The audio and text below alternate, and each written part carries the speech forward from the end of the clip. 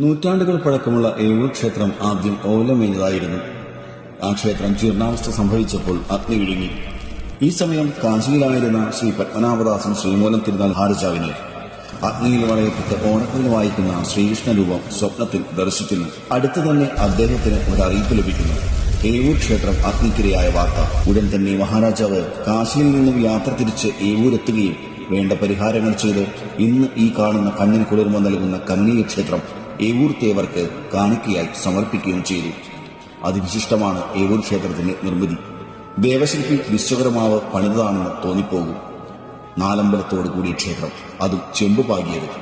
ഏവൂർ പുഞ്ചയിലെ പ്രധാന ജലപാതകളായ കരിപ്പുഴത്തോടും ആവണക്കും തോടും വഴി തേക്കിൻ തടികളും കരിങ്കൽ ശേഖരങ്ങളും എന്നുവേണ്ട ക്ഷേത്ര നിർമ്മിതിക്ക് ആവശ്യമായ സാമഗ്രികൾ സർവ്വതും എത്തിച്ചാണ് ഇന്ന് ഈ കാണുന്ന മനോഹര ക്ഷേത്രം ഉയർന്നത്.